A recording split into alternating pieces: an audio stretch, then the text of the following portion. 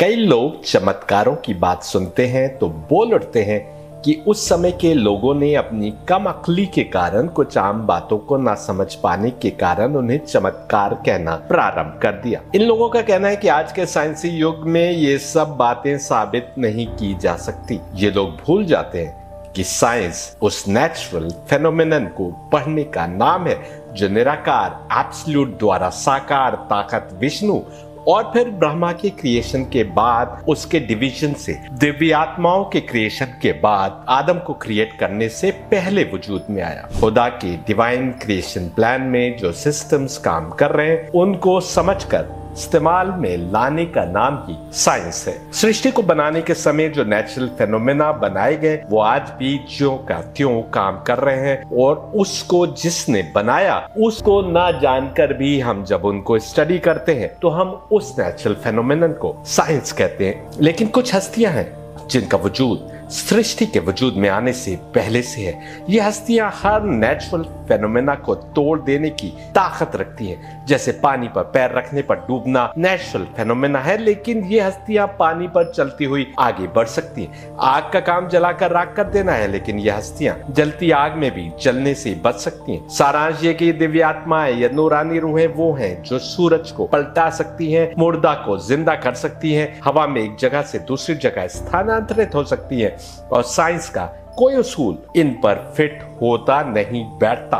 बल्कि केवल ये हस्तियां ही नहीं, 2 नवंबर 2022 से अपलोडेड मेरी 4 पार्ट्स की सीरीज क्या 7 चक्र सनातन धर्म की खोज है, उसमें मैंने दिखाया है कि कोई भी आम व्यक्ति अगर इन 7 दिव्य आत्माओं में से किसी एक से अपनी आत्मा का नाता जोड़ लेता है तो वो भी नेचुरल फेनोमेना को तोड़ने की शक्ति पा सकता है। जब नेचुरल फेनोमेना टूटे और अक्ल हैरान हो जाए उसी को चमत्कार कहते हैं। लेकिन मेरा मानना है कि ऐसे समय में जब हमको दिखाई देता है कि नेचुरल फेनोमेना टूट गए, उस समय भी नेचुरल फेनोमेना टूटते नहीं है बल्कि कोई और बड़ा फेनोमेना घटित हो रहा होता है। और जो जानकार है, जो सत्य में जो अच्छा ज्ञान रखते हैं, वो उस समय भी उनको समझ सकते हैं, परंतु हम में उनको समझने की शक्ति नहीं है। ऐसा इसलिए कि परमात्मा ही ज्ञान का देने वाला है। उसके बनाए फेनोमेनन के कारण ही साइंस है और वो स्वयं नहीं चाहता कि ज्ञान झूठा हो जाए। साइंसी उसूल जो उसने ही बनाए हैं वो टूट जाए। जो बातें आज हम नहीं समझ पा रहे हैं, हो सकता है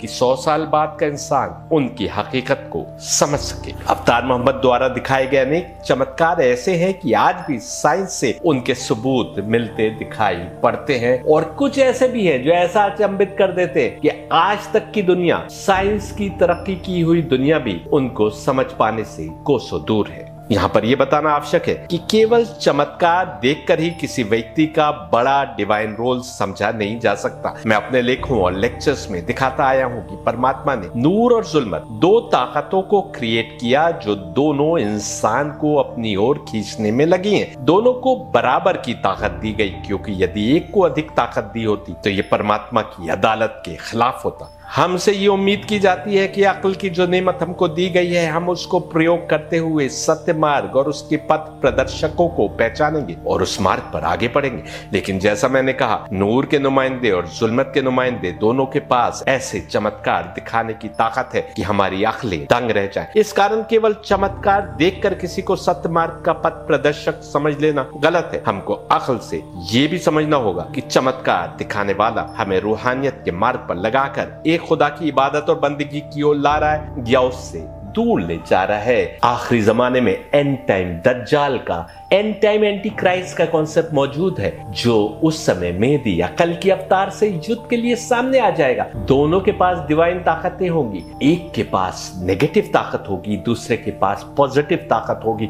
दोनों चमत्कार दिखा रहे होंगे, दोनों की बताए मार्ग के ऊपर अक्लें दग रही जा रही होंगी। लेकिन हमको अक्ल को ही इस्तेमाल करके उस सत्य मार्ग दिखाने वाले, दिव्य आत्मा से संबंध रखने वाले कल की अवतार या मेहदी से संपर्क बनाना होगा, उनके राह को अपनाना होगा और एंटी क्राइस्ट या दज्जाल के मार्ग से अपने को दूर रखना होगा। इसी फर्क को समझने के लिए परमात्मा ने हमको अक्ल दी है ताकि हम सही और गलत के बीच में तमीज कर सके। ये भी समझना आवश्यक है कि सत्य मार्ग के पथ प्रदर्शकों द्वारा दिखाया गया चमत्कार आंखों का धोखा नहीं होता। परमात्मा जिसने हर चीज कॉज एंड इफेक्ट के घेरे में डाल रखी है, वो चमत्कार तमाम सृष्टि के सिस्टम में ऐसे बदलाव लाता है कि हमारी आंखें नए कॉजेस के बदले में नए इफेक्ट्स देखती हैं। कई बार कॉजेस के बदले में इफेक्ट्स ऐसे भी हो सकते हैं कि हमारी समझ से बाहर हो। जैसे आप देखेंगे कि अवतार मोहम्मद ने एक साथी की याददाश्त ऐसी बढ़ा दी कि वे कुछ भी नहीं भूलता था, या उनकी उंगलियों के पोरों में से इतना पानी निकला कि 1500 व्यक्तियों ने पिया, जानवरों ने पिया, और फिर भी पानी समाप्त नहीं हुआ। इस सब को कॉज एंड इफेक्ट के घेरे में आप कैसे रखेंगे? आप मानने पर मजबूर हो जाएंगे कि सृष्टि के क्रिएशन के समय परमात्मा द्वारा बनाई गई 7 दिव्यात्माओं यानी नूरानी हस्तियों के कारण ही तमाम नेचर है, और ये उस नेचर को बदलने की भी कुदरत रखती है। उदाहरण के तौर पर चांद के 2 भागों में बढ़ जाने वाला चमत्कार देखते हैं। अवतार मोहम्मद द्वारा इशारा करने पर चांद 2 भागों में विभाजित होकर दिखने लगा। ये केवल आंखों का धोखा नहीं था, बल्कि इतिहासकार लिखते हैं कि अरब के पूरब में अनेक स्थानों पर यह चमत्कार देखा गया। भारत में भी चांद के 2 टुकड़ों में विभाजित होने की वाकयात कहीं कहीं पढ़ने को मिलते हैं। आप पूछेंगे कि पश्चिम में क्यों नहीं? इसलिए कि हो सकता है कि पश्चिम में उस समय तक रात्रि हुई ही ना हो। कुरान की आयत कह रही है कि करीब आ गई कयामत और 2 टुकड़े हो गया चांद। जब भी ये झुटलाने वाले अल्लाह की ओर की कोई निशानी देखते हैं, वे कह उठते हैं कि ये तो खुला हुआ जादू है, और वे उस निशानी से मुंह भी फेर लेते हैं। उन्होंने मोहम्मद के लिए जाहिर हुई निशानी को भी झुटलाया और अपनी नफ्सानी ख्वाहिशों पर चले। हर काम के लिए एक अंजाम मुकर्रर है, यहाँ तक कुरान कहता है। अवतार मोहम्मद के साहबी इब्ने अब्बास के अनुसार अरब में झुटलाने वालों में से कुछ ने अवतार मोहम्मद से कहा कि अपनी नबूवत की कोई निशानी हमको दिखलाएं। हम काबा के करीब मिना के मकाम पर मौजूद थे। चांद के 2 टुकड़े ऐसे हुए कि एक टुकड़ा हेरा पहाड़ के दाईं तरफ और दूसरा बाईं तरफ दिखाई दे रहा था। इस समय अवतार मोहम्मद ने कहा कि गवाह हो जाओ कि अल्लाह ने मेरे लिए ये मोजिज़ा यानी चमत्कार जाहिर किया। सोचिए, अवतार मोहम्मद ये नहीं कहते कि मैंने ये चमत्कार दिखाया, बल्कि अल्लाह की कुदरत की ओर अपने मानने वालों का ध्यान ले जाने की कोशिश करते हैं। यही सच्चे अवतार होने की निशानी है। ईसा भी जब कोई चमत्कार दिखाते तो अपने नाम की जय जयकार नहीं करते थे, बल्कि होली स्पिरिट यानी परमात्मा के नाम से चमत्कार दिखाते थे। अल्लामा मौदूदी ने कुरान पर अपनी कमेंट्री में लिखा है कि मालाबार के तट पर और जयपुर की रॉयल ऑब्जर्वेटरी तक में चांद के 2 टुकड़े होने का चमत्कार देखा गया, जो उस समय की किताबों में दर्ज भी हुआ। आज के पश्चिमी उत्तर प्रदेश में रात के अंधेरे में अपने महल की छत पर टहल रहे राजा भीमसेन ने अपनी आंखों से देखा कि चंद्रमा 2 भागों में विभाजित हो गया। पाकिस्तान से छपी एक पुस्तिका में इस वाकये का बहुत विस्तार पूर्वक विवरण मौजूद है, और उस पुस्तिका के हिसाब से ये विवरण राजा भीमसेन की कब्र पर लगे पत्थर पर लिखा हुआ था। राजा भीमसेन ने जब चंद्रमा को 2 भागों में विभाजित होते देखा तो दूसरे दिन उन्होंने अपने दरबार से जुड़े तमाम बड़े पंडितों और ज्योतिषों को तलब करके उनसे इसका कारण पूछा। कोई भी इसका कारण नहीं बता सका। करीब 1 वर्ष बाद अरब की ओर गए व्यापारिक काफिले वापस आए तो उन्होंने बताया कि अरब में अपने को खुदा का पैगंबर बताने वाले एक व्यक्ति ने इशारे से चंद्रमा के 2 टुकड़े कर दिए। ये जानने पर राजा भीमसेन का कौतूहल और बढ़ गया, और फलस्वरूप उसने अपने मंत्री रतन सेन को कुछ भेंट लेकर अरब की ओर भेजा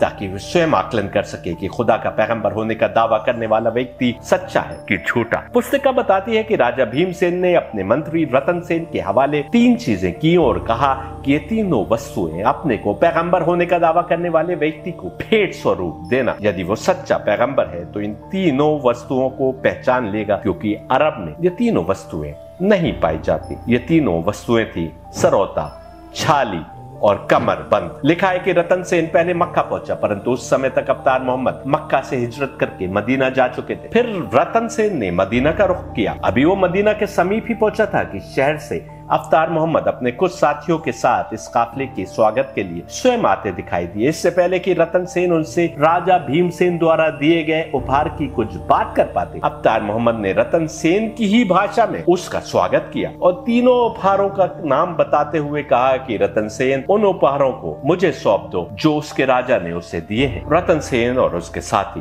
दंग रह गए। रतन सेन कई वर्षों तक मदीना में रुका और आज भी मुस्लिम इतिहास की किताबों में करीब 40 हदीसें रतन सेन के नाम से दर्ज है। सिर्फ इतना ही नहीं, चंद्रमा की फोटो खींचने वाले उपग्रह आज भी जब चंद्रमा की धरती की फोटो खींचते हैं तो उन्हें एक लंबी लकीर चंद्रमा के बड़े हिस्से पर एक छोर से दूसरे छोर तक खींची नजर आती है, जो एक गड्ढे के समान है। और आज तक चंद्रमा के 2 हिस्से होने वाले चमत्कार की ओर इशारा कर रही है। चंद्रमा के धरातल पर खिंची ये लकीर कोई भी गूगल करके देख सकता है, कोई साइंटिस्ट इसका कारण नहीं बता सकता।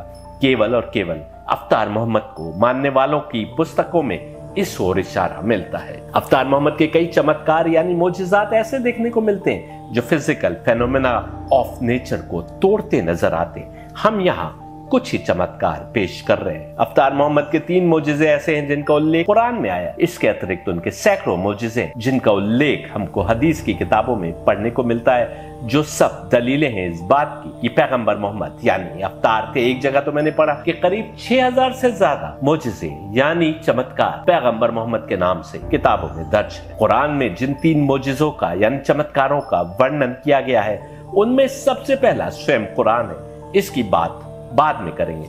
दूसरा मोजिज़ा जिसका वर्णन कुरान में आया है वो अल इसरा वल मेराज है, यानी एक ही रात में अवतार मोहम्मद का बैतुल्लाह यानी मक्का में स्थित काबा से यरूशलेम स्थित बैतुल मुकद्दस तक का सफर और वहां से आसमान की सबसे ऊंची बुलंदी तक का सफर, जहां रब और वो आमने सामने थे। कुरान साफ शब्दों में कह रहा है कि मोहम्मद और परमात्मा के दरमियान 2 कमान या उससे भी कम की दूरी रह गई। इस प्रकार शक्कुल कमर यानी चांद के 2 टुकड़े होने वाले चमत्कार का उल्लेख कुरान के सूरे कमर में मौजूद है, जो हम अभी बता चुके हैं। अवतार मोहम्मद के लिए कहा जाता है कि उन्होंने डूबे हुए सूर्य को पलटाया। इस चमत्कार का उल्लेख मैंने ऋग्वेद में भी पाया है। जिस समय वेदों का फिर से अनुवाद होगा, आप देखेंगे कि सब हकीकतें दिन के उजाले की तरह साफ हो जाएंगी। इसी प्रकार का चमत्कार जोशुआ यानी यूशा इब्न नून के समय हुआ, जब सूरज का ढलना कुछ समय के लिए रुक गया और दिन की अवधि इतनी बढ़ गई कि युद्ध जारी रह सके। कुरान ने इस चमत्कार का उल्लेख किया है। चूंकि कृष्ण के जीवन काल में भी युद्ध के दौरान सूर्य की गति रुक जाने से दिन की अवधि बढ़ने का उल्लेख मिलता है ताकि युद्ध जारी रह सके। इस कारणवश कई लोग कहते हैं कि यूशा इब्न नून और कृष्ण एक ही हस्ती के नाम है, पर हम इस पर कोई टिप्पणी नहीं कर सकते। कृष्ण अवतार थे, ये साबित है, और यूशा इब्न नून भी अवतार थे, ये बाइबल और कुरान से साबित है। ये भी मुमकिन है कि एक ही चमत्कार 2 इलाकों में आए विभिन्न अवतारों ने दिखाया हो। आइए कुछ अन्य चमत्कार देखते हैं। सही बुखारी के अनुसार अवतार मोहम्मद के एक साथी अब्दुल्ला इब्न अतीक की पिंडली की हड्डी टूट गई। उन्होंने अपनी पगड़ी को उतार कर पैर पर बांधा और इसी हालत में अवतार मोहम्मद के सामने आए। अवतार मोहम्मद ने अपने हाथ को उनके पैर पर फेरा और देखते ही देखते उनके पैर की हड्डी ऐसे जुड़ गई जैसे टांग कभी टूटी ही नहीं थी। इसी प्रकार सही बुखारी और सही मुस्लिम के अनुसार जाबिर इब्न अब्दुल्ला से रिवायत है कि सुलह हुदैबिया के मौके पर मुसलमानों के पास पानी कम पड़ गया, यहाँ तक कि केवल एक पानी का बर्तन था। उसमें भी अवतार मोहम्मद ने वुजू किया और बस थोड़ा सा पानी बचा रह गया। सब के सब उनकी खिदमत में हाजिर हुए और पानी के समाप्त हो जाने की जानकारी थी। अवतार मोहम्मद ने उस बर्तन में अपना हाथ रखा और साहबा कहते हैं कि उनकी उंगलियों के पोरों से पानी के चश्मे फूट पड़े। रिवायत के अनुसार तमाम साहबियों ने, जिनकी संख्या करीब 1500 लोगों की थी, उस पानी से वुजू भी किया, स्वयं भी पिया, जानवरों को भी पिलाया और स्टोर भी कर लिया। एक और मौजूदा जो सही मुस्लिम में दर्ज है, उसके अनुसार जाबिर इब्न अब्दुल्ला कहते हैं कि एक सफर में हम साथ थे। अवतार मोहम्मद को शौच के लिए जाने की आवश्यकता हुई। दूर तक फैला हुआ मैदान था, उसके एक किनारे पर एक पेड़ था और दूसरे किनारे पर दूसरा पेड़ था।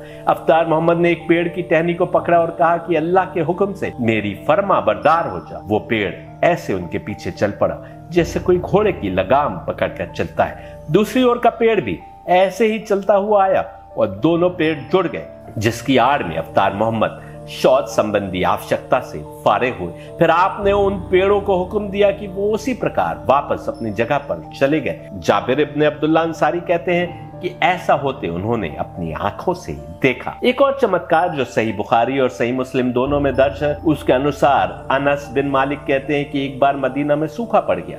अवतार मोहम्मद जुमे का खुतबा दे रहे थे कि एक व्यक्ति बीच में खड़ा हुआ और शिकायत की कि ए अल्लाह के रसूल, हमारे मवेशी मर गए, हमारा भी प्यास से बुरा हाल है, चारों ओर सूखा है, अल्लाह से दुआ कीजिए कि वर्षा हो। अवतार मोहम्मद ने उसी समय दुआ के लिए हाथ बुलंद किए और दुआ करके मेंबर से नीचे भी नहीं उतरे थे कि इतनी तेज वर्षा हो रही थी कि आपकी दाढ़ी से पानी की बूंदें नीचे गिर रही थी। ऐसी वर्षा हुई कि पूरे सप्ताह होती रही। अगले जुमे को वही व्यक्ति खड़ा हो गया कि ए अल्लाह के रसूल, हमारे मकान गिर गए वर्षा के कारण, अल्लाह से दुआ कीजिए कि हमारी जमीनों पर तो वर्षा हो। हमारे घरों पर वर्षा ना हो।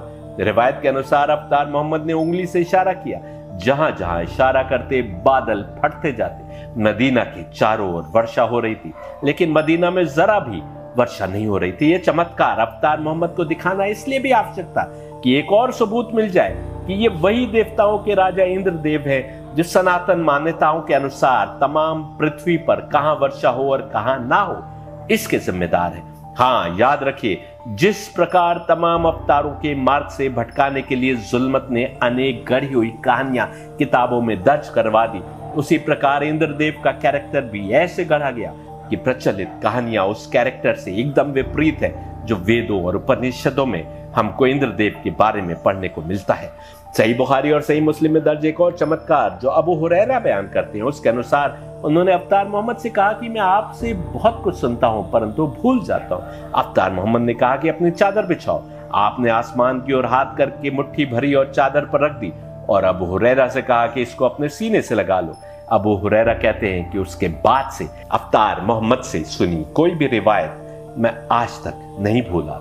सही मुस्लिम की एक और रिवायत के अनुसार अबू हुरैरा ने अवतार मोहम्मद से कहा कि मेरी माँ आपको बहुत बुरा भला कहती है। मैं तंग आ गया हूँ आपकी बुराई सुन सुनकर। कृपया मुझे और सब्र करने के लिए ना कहे बल्कि दुआ कर दे। अवतार मोहम्मद ने दुआ के लिए हाथ उठाए। अबू हुरैरा घर पहुंचे तो पाया कि उनकी मां ने नहा धोकर अपने को पवित्र किया और बेटे को देखते ही कहा कि मैं गवाही देती हूँ कि अल्लाह एक है और मोहम्मद उसके रसूल यानी अवतार है। मुझे अपने अवतार के पास ले चलो। अबू हुरैरा के कथन से साफ है कि जब वो अपनी मां की शिकायत अवतार मोहम्मद से करते थे तो वो उन्हें सब्र करने का निर्देश देते थे। जो लोग आरोप लगाते हैं कि मोहम्मद अपने को बुरा भला कहने वालों के साथ बदसलूकी से पेश आते थे, वे जान ले कि अवतार मोहम्मद या उनकी शिक्षा पर चलने वाला कोई भी व्यक्ति दुश्मनी रखने वाले से भी बुरा सलूक नहीं कर सकता और न ही उसको नाजायज कत्ल करने की सोच सकता है, क्योंकि युद्ध केवल और केवल उसी समय लाजमी होता है जब दुश्मन तुम पर हमलावर हुआ हो, अन्यथा तुम्हारा दीन तुम्हारे लिए, मेरा दीन मेरे लिए, ऐसा कुरान ने कहा। एक और चमत्कार बताते हैं जो सही बुखारी में दर्ज है। जाबिर इब्ने अब्दुल्लाह के अनुसार अवतार मोहम्मद मस्जिद नबवी में खजूर के तने के साथ टेक लगाकर खुतबा देते थे। एक अंसारी औरत ने आपके लिए मिंबर बनाकर पेश किया। आप उस मिंबर पर बैठकर खुतबा देने के लिए जैसे ही चढ़े कि वहां मौजूद साहबियों ने चीखों की आवाज सुनी। सब हैरान थे कि चीखों की आवाज कहां से आ रही है। अवतार मोहम्मद मिंबर से उतरे और उस खजूर के पेड़ के पास आकर अपना हाथ उस पर फेरा। वहां उपस्थित लोगों का कहना है कि वो पेड़ ऐसे खामोश हुआ जैसे कोई बच्चा रोते रोते खामोश हो जाता है। पेड़ भी गौरवान्वित महसूस कर रहा था कि अवतार मोहम्मद उससे टेक लगाकर खुतबा दिया करते थे। जवाब नहीं देंगे। यदि आपने सुना है कि पेड़ों में भी जान होती है तो ये उसका सबूत था। हमारे कान इस लायक नहीं कि आम हालात में पेड़ों की बातों को सुन सके। इससे साबित है कि अवतार मोहम्मद तमाम जानवरों की बोलियां भी सुन सकते थे। अवतार मोहम्मद से पहले हम नबी सुलेमान के बारे में पढ़ते हैं कि वो भी चींटी, पक्षी, जिन्नात आदि की बातें सुना करते थे। सुनन इब्ने दाऊद में दर्ज है कि अवतार मोहम्मद एक बाग में गए तो एक ऊंट दौड़ता हुआ आपके समीप आया। उसकी आंखों से आंसू निकल रहे थे। उसने अवतार मोहम्मद से कुछ शिकायत की। आपने उस ऊंट के मालिक को तलब किया और कहा कि इस बेजबान के मामले में अल्लाह से डर जा, क्योंकि इसने मुझसे शिकायत की है कि ये मुझे खाना बहुत कम देता है और काम बहुत अधिक लेता है। बेजुबान जानवरों से अच्छा सलूक किया करो। सही बुखारी और सही मुस्लिम में दर्ज एक और चमत्कार के अनुसार अवतार मोहम्मद ने फरमाया कि क्या तुम समझते हो कि मेरा रुख किबले की ओर है तो मैं तुम्हें नहीं देख रहा। मैं ईंट के पीछे भी तुम्हें देख लेता हूँ और तुम्हारे दिल की नियतों को भी जानता हूँ। इस किस्म के बयान पर कोई भी दुनिया परस्त इंसान इसको बड़बोलापन कहकर अलग हो सकता है। यही कारण है कि कुरान और गीता दोनों ने कहा कि हिदायत केवल सत्य मार्ग पर चलने वाले को ही मिलेगी। जो इस मार्ग पर नहीं चल रहा उसको गीता या कुरान की आयतें सुनाना भी नहीं चाहिए। जिसकी रूह पाकीज़गी के किसी लेवल पर है वही इन रूहानी हस्तियों की समझ बना सकता है। अफसोस की बात यह है कि आज कितने ही लोग कुरान केवल इसलिए पढ़ने बैठते हैं कि उसमें खोट निकाल सके। ऐसे व्यक्तियों को हिदायत क्यों कर मिलेगी। यदि इन्होंने गीता को ही वैसे समझा होता जैसा परमात्मा चाहता है तो ये ऐसा नहीं कर रहे होते। सही बुखारी में दर्ज एक चमत्कार के अनुसार अब्दुल्ला इब्ने मसूद कहते हैं कि एक सफर के दौरान पानी कम पड़ गया। अवतार मोहम्मद के सामने पानी का एक कटोरा पेश किया गया तो मैंने अपनी आंखों से देखा कि आपकी उंगलियों के पोरों से पानी निकलना प्रारंभ हुआ। जिससे सब साथियों ने वुजू की। इब्न मसूद कहते हैं कि जब हम अफ्तार मोहम्मद के साथ बैठकर खाना खाया करते थे तो उस खाने से भी अल्लाह की हम्द की आवाज आया करती थी। शायद यही कारण है कि गीता ने कहा कि यदि तुम खाना खाया करो तो तुम पर लाजमी है कि अपने खाने को देवताओं को अर्पित कर दिया करो, तब खाया करो, क्योंकि कृष्ण के मुख से बोलने वाला परमात्मा जानता है कि उसने इन देवताओं को तमाम रिस्क का मालिक बनाया। अफ्तार मोहम्मद के हाथ पर आकर कंकड़ भी खुदा की हम्द पढ़ने लगता था। यही बात कुरान कह रहा है कि कोई भी चीज ऐसी नहीं है जो अल्लाह की हम्द यानी उपासना के साथ तस्बीह ना पढ़ती हो, लेकिन तुम उनकी तस्बीह को समझ नहीं सकते। यजुर्वेद कहता है कि सूरज, चांद, सितारे, धरती, हर चीज उस खुदा की उपासना और वंदना में लगी है। सही बुखारी और सही मुस्लिम में दर्ज एक और मुजिजे के अनुसार जाबिर इब्न अब्दुल्ला कहते हैं कि खंदक के युद्ध के मौके पर हम लोग अफ्तार मोहम्मद की खिदमत में पहुंचे और अर्ज की खंदक यानी खाई खोदने में एक बड़ा पत्थर ऐसा है जो हमसे नहीं टूट रहा। अफ्तार मोहम्मद वहां पहुंचे। साहबा के अनुसार उस समय आपके पेट पर भूख के कारण पत्थर बंधे हुए। आपने एक कुदाल मारी और पूरी चट्टान रेत के समान बैठ गई। जाबिर कहते हैं कि तमाम साथी 3 दिन के भूखे थे। मैंने इरादा किया कि अफ्तार मोहम्मद को घर ले जाकर उन्हें खाना खिलाऊं। जाबिर अपनी पत्नी के पास आए और पूछा कि खाने को कुछ है। पत्नी ने कहा कि करीब 2.5 किलो जौ है, उसको पीस कर मैं आटा बना लेती हूँ और एक बकरी का बच्चा है जिसका मांस पका लेती हूँ। आप अफ्तार मोहम्मद के साथ 5-6 लोगों को बुला ले कि वे खाना खा सके। जाबिर ने अफ्तार मोहम्मद से चुपके से कहा कि आप आज का खाना मेरे घर खाएं। अफ्तार मोहम्मद ने बुलंद आवाज में सब साथियों से कहा कि आज सबकी जाबिर के घर दावत है। जाबिर जानते थे कि इतने लोगों का खाना उनके घर पर उपलब्ध नहीं है। आपने कहा कि जब तक मैं ना आ जाऊं हांडी को आग पर से नीचे ना उतारना और रोटियां पकाना शुरू ना करना। अफ्तार मोहम्मद ने आकर अपना लुआब दहन उस हांडी में डाला और दुआ की और कहा कि पतीली से खाना निकालते जाओ और रोटियां बनाते जाओ। करीब 1000 लोग एक के बाद एक आए और खाना खाकर चले गए और जाबिर का कहना है कि मेरे खाने में जरा भी कमी नहीं हुई। ऐसा ही रोटी और मछली का चमत्कार हमें ईसा की जिंदगी में भी देखने को मिलता है। यहाँ भी दिव्य आत्मा काम कर रही थी मानव शरीर में, वहां भी दिव्य आत्मा काम कर रही थी मानव शरीर में। यहाँ के लोगों ने कुछ ने अवतार समझा, कुछ ने नहीं समझा। वहाँ के लोगों ने अनेकों ने खुदा का बेटा बना दिया और बहुतेरों ने उनको भी आम आदमी समझा। कोई प्रश्न पूछ सकता है कि यदि आपकी उंगली से पानी निकल सकता था और आप खाने में इतनी बरकत दे सकते थे कि थोड़ा सा खाना 1000 लोग खा ले, तो फिर भूख के कारण पेट पर पत्थर बांधने की क्या आवश्यकता थी? समझना होगा कि भूख उनके निजी शरीर के लिए थी। इसी शरीर से उन्होंने बेइंतहा इबादत की थी। तब तो नूरानी रूह यानी दिव्य आत्मा ने उस शरीर को अपनाने लायक समझा। ईसा भी इसकी पुष्टि कर रहे थे जब वो चमत्कार दिखाने पर कहते थे कि ये होली स्पिरिट ने किया, लेकिन जब उनको मारा पीटा जा रहा था तो कोई चमत्कार नहीं हुआ। कृष्ण अवतार थे और सूर्य तक पलटा दिया, लेकिन जब मौत आई तो किसी शिकारी का तीर पैर की ओर आता हुआ नहीं रोका, या यदि तीर लग गया था तो उसके कारण मौत को नहीं टाला। सही बुखारी और सही मुस्लिम के अनुसार अफ्तार मोहम्मद के शरीर पर चटाई के निशान देखकर उमर रोने लगते कि दुनिया के राजा महलों में आलीशान जिंदगी गुजार रहे और आपकी ये हालत है। अफ्तार मोहम्मद ने उत्तर दिया कि उमर, इस दुनिया की हकीकत अभी तक तुम पर नहीं खुली है। उमर क्या इस बात पर राजी नहीं हो कि आने बादशाह दुनिया के मजे लूटे और हम स्वर्ग में अपने कर्मों की जजा लें? पुस्तिका के लेखक सच्चाई से एकदम विपरीत ये दिखाने की कोशिश कर रहे हैं कि अफ्तार मोहम्मद गुलामों और औरतों के बीच दुनिया के मजे लूटा करते थे। समस्या ये है कि यदि किसी ने कुछ हकीकतें समझने की कोशिश की हो और ठीक ठीक ना समझ सका हो, तब तो उसको समझाया जा सकता है। जो केवल और केवल झूठ बोलने पर तुला हो, उसका क्या किया जाए? रूहानियत, सादगी और सच्चाई का कोई मसीहा था तो अफ्तार मोहम्मद थे। 7 दिव्य आत्माओं में से एक ने उनके शरीर को प्रयोग किया तो वेदों ने इंद्रदेव नाम दिया और दुनिया ने उन्हें मोहम्मद के नाम से जाना। आगे बढ़ते हैं। सही मुस्लिम और सही बुखारी के अनुसार उम्मे सुलैम एक बूढ़ी औरत थी। अफ्तार मोहम्मद उनके पास जाते थे तो वो चटाई बिछा देती थी जिस पर वो आराम किया करते थे। एक बार अफ्तार मोहम्मद आराम कर रहे थे तो उम्मे सुलैम उनके माथे का पसीना पोंछकर एक बर्तन में जमा कर रही थी। अफ्तार मोहम्मद की आंख खुल गई तो उम्मे सुलैम ने कहा कि मोहम्मद, इस पसीने में बड़ी बेहतरीन सुगंध आती है। हम इस पसीने को न केवल इत्र के रूप में बल्कि बरकत के लिए भी प्रयोग करते हैं। अफ्तार मोहम्मद ने कहा कि ऐ उम्मे सुलैम, तुमने बहुत अच्छा काम किया।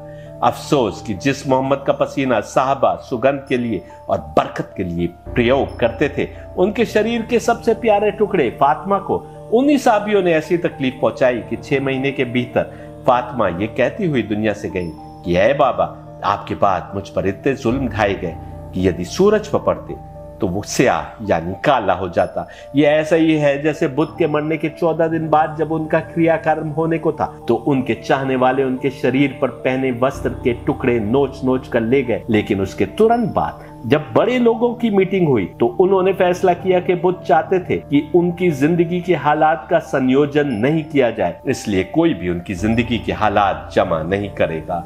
समझिए कि कैसे जुल्मत हर जमाने में सत्य मार्ग की समझ से हमें विचलित करने की कोशिश में लगी है। वो हमारे इतना करीब है लेकिन हम समझ नहीं रखते, और इतनी ही शक्तिशाली है जितना कि नूरानी ताकत है, क्योंकि यदि परमात्मा ने दोनों को बराबर की शक्ति ना दी होती तो उनमें से किसी एक पर जुल्म होता, और हमेशा अदालत करने वाला परमात्मा जुल्म कैसे कर सकता है।